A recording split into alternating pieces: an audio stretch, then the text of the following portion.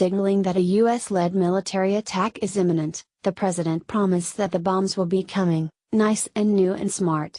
He also mocked Vladimir Putin for his alliance with the gas-killing animal Assad, who was alleged to enjoy slaughtering his own people. President Trump's extraordinary threat was delivered in two starkly worded messages on Twitter yesterday as the furious international row over the chemical weapon attack on Douma in eastern Ghouta intensified dramatically. His bellicose rhetoric suggested a blitz on the Assad regime was days if not hours away, and Theresa May gave the president her backing by insisting that continuing use of chemical weapons cannot go unchallenged. In his message on Twitter, Mr. Trump wrote, "Russia vows to shoot down any and all missiles fired at Syria. Get ready, Russia, because they will be coming, nice and new and smart!" You shouldn't be partners with a gas-killing animal who kills his people and enjoys it! Donald Trump mocked Vladimir Putin's alliance with animal Assad. Get ready, Russia, because they will be coming, nice and new and smart.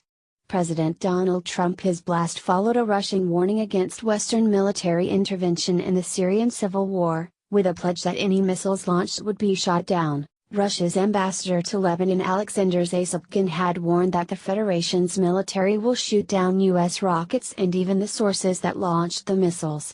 In a later tweet, the U.S. president appealed to his Russian counterpart Mr. Putin to stop the arms race. Mr. Trump said, "Our relationship with Russia is worse now than it has ever been, and that includes the Cold War. There is no reason for this. Russia needs us to help with their economy, something that would be very easy to do, and we need all nations to work together. Stop the arms race." Soon after the tweets, Russia's foreign ministry said that smart missiles should fly towards terrorists, not legal government. The ministry's spokeswoman Maria Zakharova questioned whether the idea behind military action was to use the smart missiles to sweep the traces of the provocation under the rug. And in a further sign of escalating tensions last night, Russian military chiefs vowed to send troops to Douma over the coming days. Lieutenant General Viktor Poznikar of the General Staff of the Russian Armed Forces said Russian military police will deploy to Douma today to allegedly protect the town. He claimed 41,213 people, including 3,354 rebels and 8,642 members of their families, have left Douma with Russia's assistance. President Trump's defense chief last night insisted the Pentagon was still looking into last weekend's suspected chemical weapons attack. U.S. Defense Secretary Jim Mattis said, "We're still assessing the intelligence, ourselves and our allies. We're still working on this."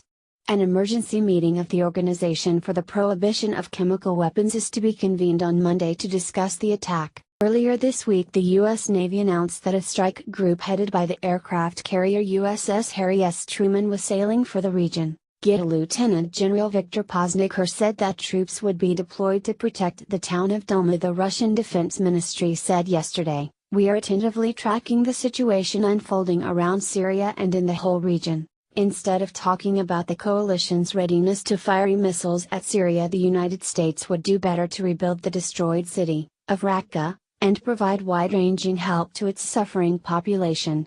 Douma was attacked late on Saturday in a resumed offensive by Syrian government forces after the collapse of a truce with the Army of Islam rebel group. Syrian opposition activists and rescuers said poison gas was used on the rebel-held town near the capital, an allegation strongly denied by the Assad government. Families were reportedly found suffocated in their homes and shelters, with foam on their mouths. Around 500 others, including children, were affected.